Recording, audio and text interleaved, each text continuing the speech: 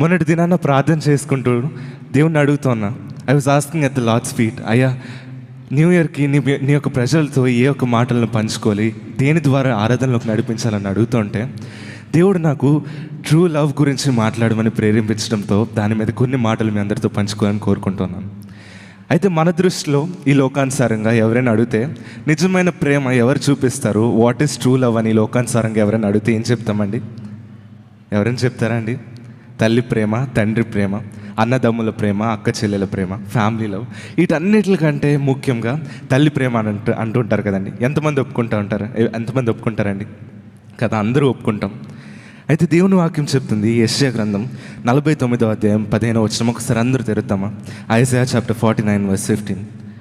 యెషయా గ్రంథం 49వ అధ్యాయం 15వ వచనం అందరూ కూడా కలిసి చదువుదాం.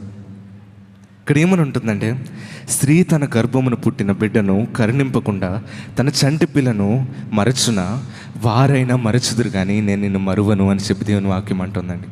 అంటే ఈ లోకంలో మనల్ని అత్యంతంగా ప్రేమించిన మన తల్లి మనల్ని మరిచిన ఆయన మనల్ని విడువడు, ఆయన ఎడబాయడు అని చెప్పి దేవుని వాక్యం చెప్తున్నది.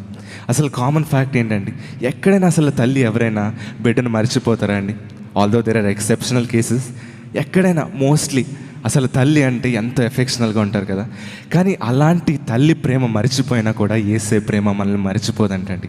అంత గొప్పది, అంత అపారమైనది యేసే ప్రేమ. ఈ లోకంలో అత్యంతంగా కరువై ఉన్నది ఏ క్రూడ్ ఆయిలో లేదా ఏ కోలో కాదండి. ఈ లోకంలో ద మోస్ట్ కరువైనది ఏంటంటే ప్రేమ, సాటిస్ఫాక్షన్, సంతోషం. మనందరికీ తెలుసు మైకేల్ జాక్సన్, ప్రపంచ ప్రఖ్యాతిగాంచిన వ్యక్తి. అతను ఒక ఇంటర్వ్యూలో ఒక ఆమె అడిగింది, సార్ మీరు అన్నీ ఉన్నాయి, మీరు చాలా ఫేమస్, మీకు చాలా ధనం ఉంది, మీకు అన్ని సమస్తం ఉన్నది, మీకు ఇంకా ఏమన్నా ఆశపడుతున్నారా మీ జీవితంలో ఏమన్నా లేదని మీరు అనుకుంటా ఉన్నారా అని చెప్పి అడిగితే అతను అన్నాడు, ఎస్, నా జీవితంలో నిజమైన ప్రేమను నేను ఇప్పటికీ చూడలేదు, నా జీవితంలో నిజమైన సంతోషాన్ని నేను చూడాలని ఆశపడుతున్నానని చెప్పి అంత గొప్ప వ్యక్తి, అంత ధనవంతుడైన వ్యక్తి అనడం మనం చూస్తున్నామండి. అంత అక్కర ప్రేమ కొరకు ఈ యొక్క లోకంలో మనం చూస్తున్నాం. నిజంగా ఈ సమయంలో చూస్తే బయట అనేక మంది యవనస్తులు, యువకులు, యంగ్ పీపుల్, యంగ్స్టర్స్ బార్స్ అని, పబ్స్ అని, కాన్సర్ట్స్ అని బయట గంతులేస్తూ ఉన్నారు.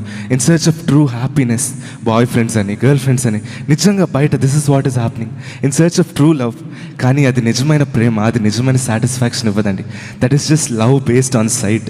వారు చూసే దాన్ని బట్టి వారు ప్రేమిస్తున్నారు. కానీ నిజమైన ప్రేమ యేసే మన కొరకు కలువరిలో ప్రాణం పెట్టింది. ఎంతమంది నమ్ముతున్నారండి? కదా, యేసే మన కొరకు కలువరిలో ప్రాణం పెట్టి ఆయన రక్తాన్ని కార్చింది నిజమైన ప్రేమ. ఆయన సన్నిధిలో నిజమైన సంతోషం.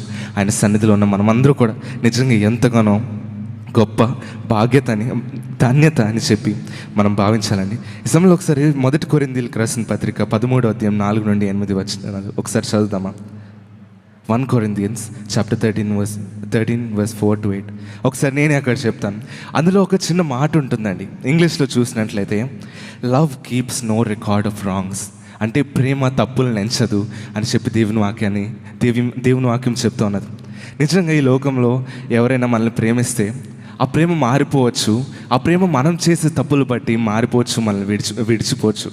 కానీ ఈ లోకంలో, ఈ యొక్క విశ్వంలో మారని విడువని ప్రేమ ఒకటి ఉన్నది, అది యేసయ్య ప్రేమ. బిగ్గరగా హల్లెలూయా చెప్తామా? హల్లెలూయా. మనం మారిపోయినా, మనం విడిచిపెట్టినా కూడా మనల్ని విడువని ప్రేమ, మారని ప్రేమ యేసయ్య ప్రేమ.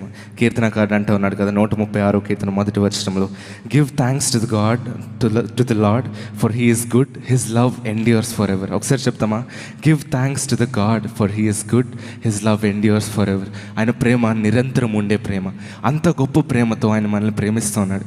ఇన్నేళ్ళు తల్లి గర్భంలో మనం ఫామ్ అవ్వక ముందు నుండి ఆయన ప్రేమ మన పట్ల ఉన్నది, ఆయన యొక్క సంకల్పం మన పట్ల ఉన్నది. ఈరోజు మనం బ్రతికి ఉన్నామంటే అది కేవలం ఆయన యొక్క ప్రేమను బట్టి, ఆయన యొక్క కృపను బట్టి అని చెప్పి భావించి ఆయన కృతజ్ఞులమై ఈ సమయంలో యేసయ్య వందనాలయ్యా, అయ్యా నీ ప్రేమకై వందనాలయ్యా, ఇన్ని రోజులు నన్ను బ్రతికించినందుకు మీకు వందనాలు చెల్లిస్తూ అందరూ కలిసి ఏకీపిస్తూ ఆ గొప్ప దేవుని మహిమపడతామండి.